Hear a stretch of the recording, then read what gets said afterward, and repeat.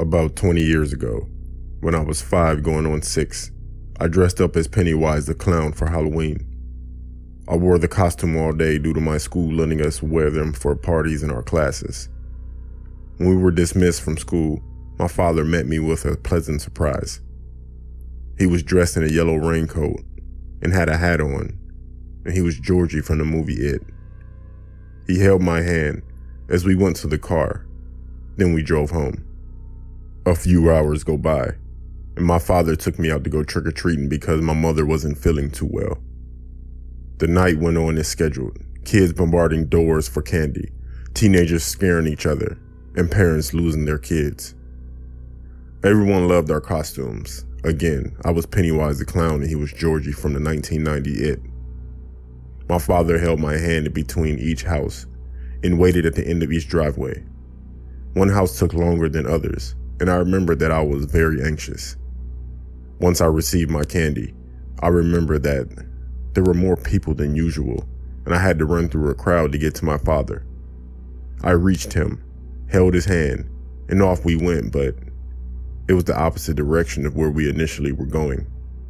I didn't think anything of it because of how young I was. We went down one of the dark back streets where our garbage was picked up for some reason, and we were walking unusually fast. I remember that I said, "Daddy," but my father started moving faster and didn't answer me. Then all of a sudden, I heard my name yelled out from about 25 yards behind us, and it was my father's voice. I looked back and it was my father. I looked up at the person that I was walking with, and he had on the same costume as my dad, but when I looked closer, I noticed it wasn't him. I looked at my dad and yelled out to him. The man then let me go, and as soon as he saw my father, he started running, and my father was running full speed at us. The man took off down the alley, then through a backyard. My father reached me and he was out of breath while he was hugging and kissing me, also asking me if I was okay. My father called the cops and explained to them that he lost track of me in a huge crowd at one of the houses and that there was some sick guy roaming our neighborhood. Once we got home, he told my mother everything that happened. He told her that a crowd gathered and some random guy with some costume the same as him walked up to him while I approached the porch. He told her that the guy said I was a cute kid. They wanted to just snatch me up in a joking manner. Then the crowd gathered even more, and he lost track of me until he saw us turn the corner onto the back street, and that's when he started to run after us and yell my name. Now looking back, I bet my father was losing his mind and probably wanted to kill that guy when he saw us together. Until this day, I'm grateful that my father found us when he did, because who knows what would have happened to me. So this happened about 2 years ago, almost 3, when I was a freshman in high school. I never had much faith in the afterlife or the paranormal. Anyways, I never had much of a hard time sleeping. However, during the second week of my winter break, it was becoming really difficult to sleep. I remember one night I had woken up to a loud bang. At first I thought it was a shot, which wouldn't have been surprising since I live in a rough neighborhood in East Los Angeles. But then I heard another bang that came from outside my door. I slowly made my way out of bed, and I looked over at my alarm clock, which read 2:53 a.m. I thought maybe it could be my mom or my older brother. But then I remembered my mom was working until 8 o'clock, and my brother was at his girl's house. With a racing heart, I grabbed the bat that I hid under my bed, and I waited, thinking it could be an intruder. I held my breath waiting for another sound, but nothing happened for the rest of the night. The next day I told my family about it, and they just joked about it. They joked that it was the devil checking on me, and ultimately, they paid no mind to it. It wasn't until around midnight that I heard a bang again. This time, I was awake, and I rushed to where I heard the sound, which led me to my bathroom. I opened the bathroom door and I looked inside only to see nothing. I jumped when I heard the sound of glass breaking. It came from my kitchen, and I saw that at least 4 plates had fallen off of the cabinet and were shattered on the floor. It scared me because those plates couldn't have fallen on their own because there was a latch that kept the cabinet shut. I inspected the cabinet to see if the latch was broken, but it wasn't. The activity continued throughout the rest of the break, but most of it was childish. There would be knocks in one room, and then another, like if someone was messing with me. I would have my hair tugged, and some mornings, old family pictures would be broken. My mom even said that she heard a little kid crying when she was in the house alone. Then one day she revealed to me that the previous owners of the house had a 3-year-old son who had passed away in a tub when the mother had left him alone to answer the phone. After the boy's passing, the parents had sold the house to my family and were never heard from again. At first I didn't believe it, but then I remembered the knocking coming from the bathroom. Needless to say, it pushed me to believe in the afterlife more, and now the activity doesn't bother me anymore. To me, it's just a little boy who doesn't know he's passed and just wants to play. I hope that I'm able to catch some activity on video, and I'll post it. For Facebook and Google Games, I searched for video game websites. Most were fine, but an experience with one particular website ruined going on random sites for games. I'm a girl who loves playing a variety of games, be it shooting zombies, puzzle games, or word games. After searching for a game site, I found one. I'd rather not say the name of the site, but be aware of it, for it's a bad site. At first I had fun with the random games, playing many. One day I found an area of the site that had videos and pictures. Curious, I tried the pictures tab. A pop-up suddenly appeared, asking me to turn off my pop-up blocker to view the pictures and video tabs. Stupidly, I turned off my pop-up blocker. The photos began with cute animals and then became weird. I began to see pictures of deformed and disfigured people in various poses, each weirder and creepier than the last one. The last scared the hell out of me. It was a picture of someone in a dark room. It was a woman with a bruised and beaten face. Suddenly, it became a video of the face doing a time lapse of it rotting away. It suddenly seemed to look at the camera, and out came a loud shriek before it became a skull. The picture tab suddenly disappeared, and I was shaken. Recovering, I went to the video tab. What I saw made me regret clicking on the site. The screen became black until the words "Game On" appeared. I saw what looked like a video gameplay of the shooting games on the site. It looked like one of my favorite zombie shooting games. At first it was fun, then something caught my eye. One zombie was removing its mask before dying, revealing a real person. All the zombies on the ground were real people riddled with bullets. The screen went black, showing the words, "Next game, burger restaurant." The video was of a restaurant setting. 3 people were in the kitchen. There was 2 men prepping burgers and milkshakes. One woman, she was frying fries. Suddenly, the man who looked like the boss appeared. The conversation went like this. First, he approached the man that was making burgers. From the manager, it says, "A customer complained his burgers were overcooked." From the guy making the burgers, "Sorry, boss, I'll fix it." The manager, "Let me show you how to cook a burger." He suddenly grabbed the man by the back of his neck, and he shoved his face against the steaming hot grill. The poor guy screamed loudly, but the manager kept his grip. Finally, he pulled up the man, revealing a face that was badly burned. The manager, "Don't overcook the burgers again. Now get back to work." Seeing enough, I tried to exit the website. To my horror, it was frozen. I couldn't even move the mouse anymore. Then the manager approached the woman making fries. The manager, "Aren't those fries done yet?" The woman, "One more minute, boss." As he now grabbed her, I know what was about to happen. So I looked away, covering my eyes. As I heard a loud, hissing, bubbling noise, I realized I'd forgotten to remove my headphones. I practically threw them off, but accidentally I saw the screen. He had dunked her entire head into the deep fryer. He was holding her as she struggled. She struggled fiercely. Finally, he began to pull her up, and I had to look away. The screen suddenly said, "Don't look away now. Wait until you see the video of the milkshake maker. It'll be funny." Fed up and a little nauseous, I went under my table and unplugged the computer. The screen became black, no sounds. Throwing caution to the wind, I plugged it back in. The site was gone. What type of site did I go into? And I think it rerouted me somewhere that I didn't want to go to. My friends told me it was a deep web or dark web. I couldn't find it again. I had to remove 2 viruses off the computer and set it back 3 weeks to get working again. I never explored the video game sites again after that. The only thing I wonder is, what would have happened if I stayed and watched? Above all else, I wonder if the victims or anyone else were ever found. Do yourselves a favor. If you want to play games on your computer, go only on sites that you know. Otherwise, who knows what you'll find if you dig deep enough. We all know about the game called Among Us, but not everyone knew about it back in 2018. I downloaded the app back when it first came out, along with a few of my friends and some of their friends. We play a lot of games where it was just us and no one else. There was my friend Gianna, who would always invite this guy named Tyler, but I didn't know him and the rest of us didn't know him either. It went maybe a month of playing every day to every other day, but I couldn't stand that guy Tyler.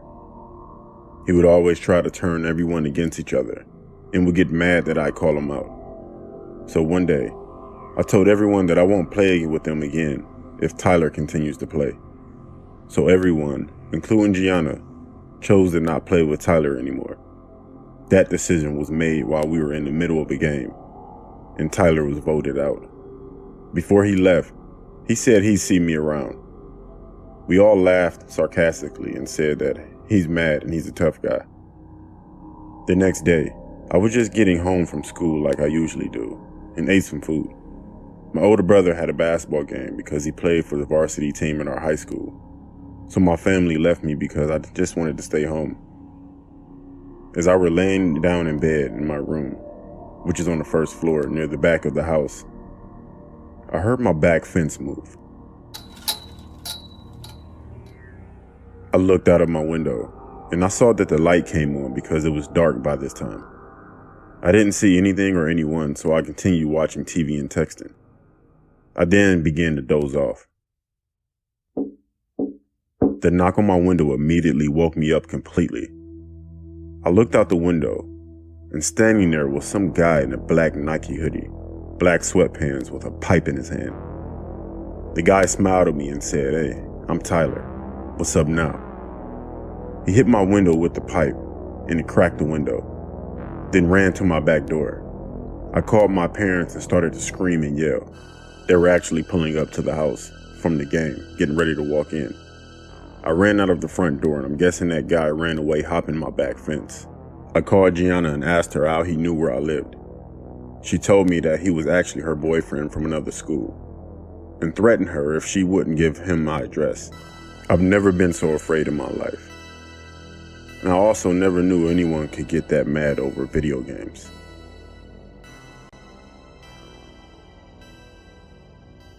I live in rural Kentucky, southeast Kentucky to be exact. I was staying with my aunt and uncle up in Mount Vernon, Kentucky, along with my aunt's great-great-aunt named Leela. I was between the ages of 6 and 8 at the time, and Leela was around her late 80s or early 90s and was sadly in poor health. Doctors had refused her treatment due to her age and overall health. She's about 5'3", 200 pounds and wheelchair bound. So they opt for setting up hospice in my aunt's house, allowing her to live out her days. Anyways, I had slept on the couch the days I were there, and leading to their back porch were the sliding glass doors. They always kept blinds over them and had an alarm system, and kept the doors locked, so I wasn't really worried because, even as a kid, I knew what break-ins were. Needless to say, I was pretty freaked out when I was awakened by low tapping sounds on the glass doors. It was daylight, so I thought nothing of it. I kind of assumed it was one of the stray dogs that roamed the area, and that their tail was hitting the glass. Not long after that, I saw a shadow through the blinds. No eyes, no features, just a really tall shadow. Well, I thought it was my uncle just leaving to go to work, so I went back to sleep. I awoke later to find out that A, it was Saturday and he had the day off, and B, it snowed all night and there were no footprints at all. My aunt was freaked out and couldn't really let me sleep on the couch after that. You skip forward a day or two and I'm at home when our phone rings. It was my aunt calling to tell my mom that Leela had died. That in itself was kind of spooky, given the fact that my aunt thought that I had seen an apparition. But the kicker, Leela was sitting on the couch I had slept on, and she just slumped over. My little cousin Emily, who was around 4 or 5 at the time, screamed and began blabbering about the dark man over Leela. Needless to say, everyone now tells anyone I bring home about the time I saw the Reaper.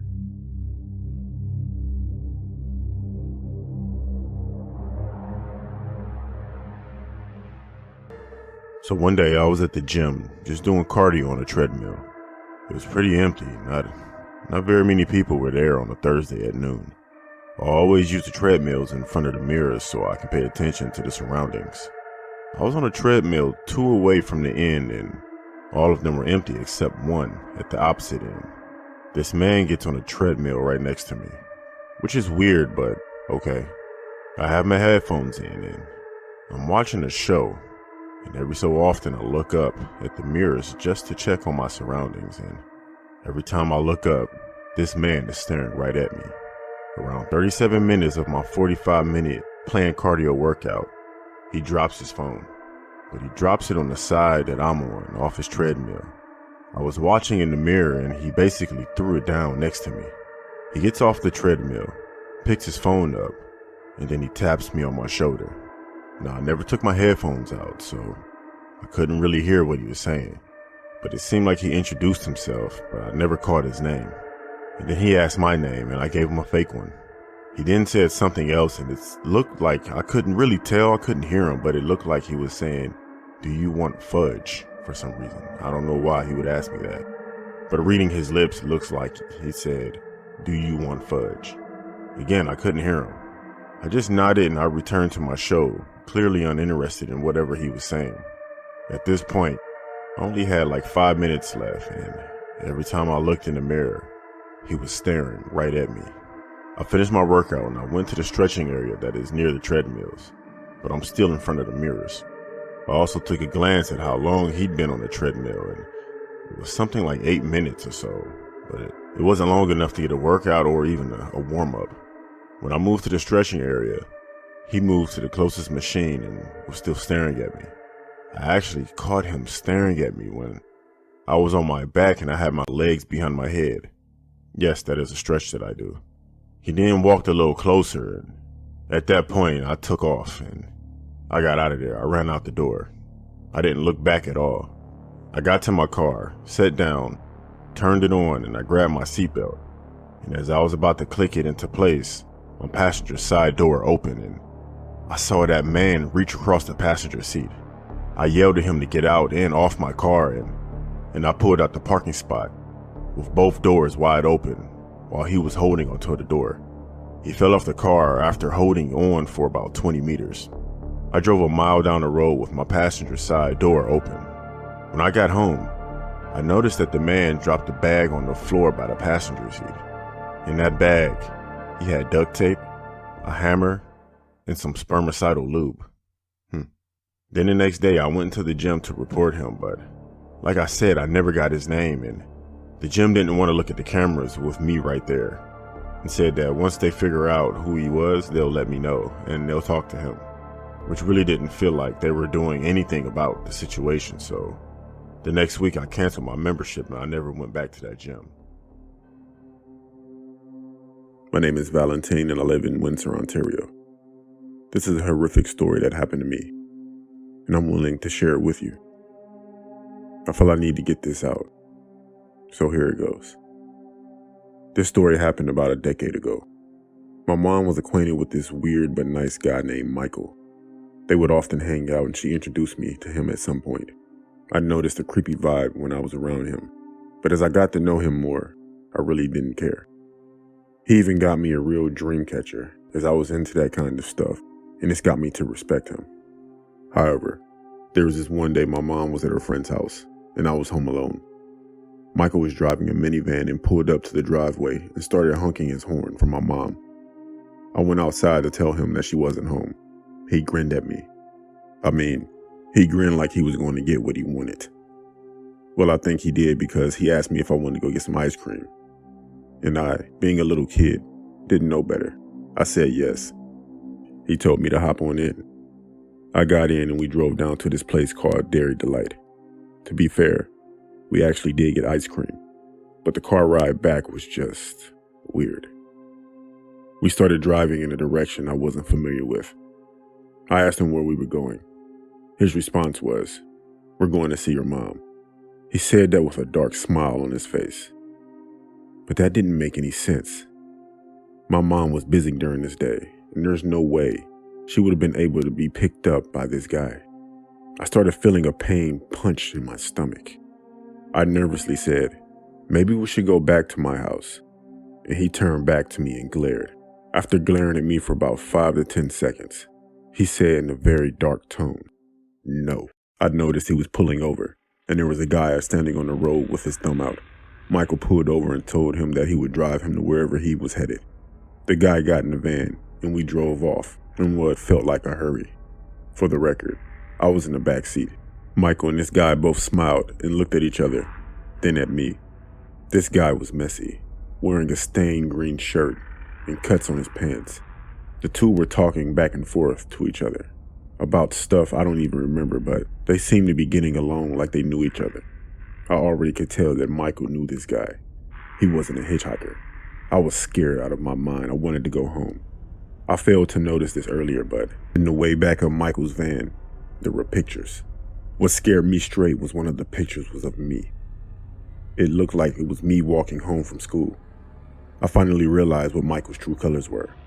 I started crying and screaming for someone to help me, and the two up front started laughing at me. I saw a wrench that was on the floor of Michael's van. I quickly thought of what I had to do. I picked up the wrench and swung the van window open and screamed for my life. The hitchhiker tried grabbing me, but I chumped on his hand and he let out the most horrific scream I've ever heard. Michael slammed on the brakes and I jumped out. The van didn't move an inch while I was running away. I was able to get help from a nearby pedestrian, and she helped me to my place where we called my mom and the cops. Turns out Michael had spent time behind bars for what he had done to other children. My mom rushed home when she heard the news. She was mad at me for going with him, but she was very happy I was safe and cried while holding me. Michael was found at his sketchy apartment and was arrested later that day. Unfortunately, they never found the guy he picked up. I don't know where Michael is today, but I hope he's rotting behind bars for other reasons because no kid should have to go through that again. I was 15 at the time, and I had come home from school on a Friday afternoon, ready to relax, kick back and enjoy a short break. I had started using code about a year prior. Nothing too fancy, just basic Python, Java, HTTPS, stuff like that. And I was practicing it daily. Now I had known about the dark web before this took place. I would sometimes buy weed off of it, but that was the extent of it. This particular day, however, I decided to venture further and really take a look at the dark web. I'm sure a lot of people are familiar with the iceberg diagram representing the internet's content. For those who do not know, the surface web contains about 10% of the internet's content while the deep and dark web take up about the other 90%. I was ready to see what it really held. I heard stories about what goes down on the deep web, murder, inhumane torture, CP, etc. I didn't really believe that they were all legit, so I hopped on Tor and I began to see what I could dig up. I started off by going on the hidden wiki and browsing through various websites, most of which contain illegal things such as drugs, hackers, and hitmen for hire, and lots of CP. I clicked on a random forum link, which took about a minute to load.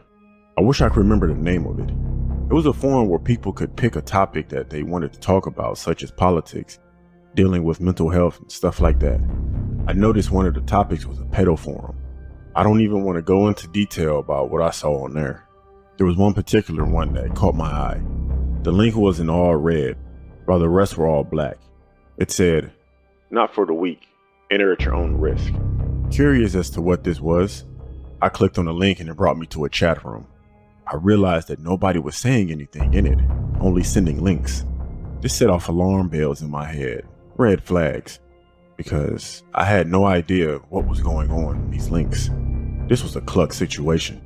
I wish I had listened to my gut feeling, which was telling me to close out while you still can. However, the ignorant, curious teen took over me, and I started setting up some protection for myself using the code that I had learned. I later realized that this amateur coding I did would not protect me from these advanced people with the malicious intent. I clicked on a random link and the page loaded surprisingly fast. It looked to be another chat room. I went to type hello or something, but it would not let me. I sighed and I began moving my mouse to go to the previous page when the noise went off. I had received the chat. The message said, "Hello, new user. I see you have found my site. Would you like to continue?" I tried typing again, but I still couldn't. The next message sent chills down my back, and my hands are shaking just as I'm recalling it right now.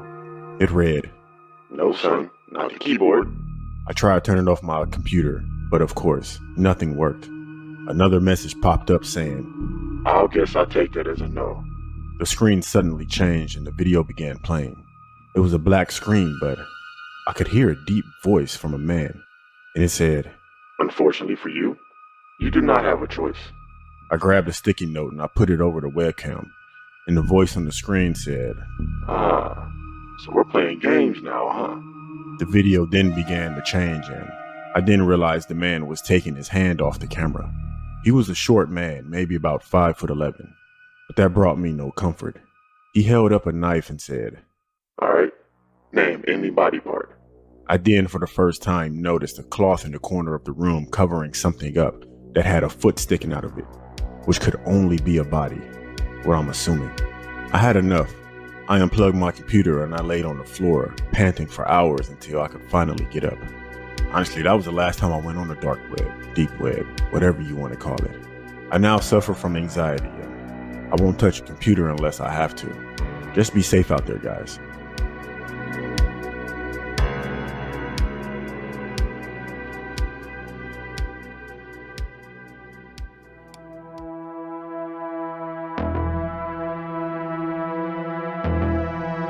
Nightmare Files.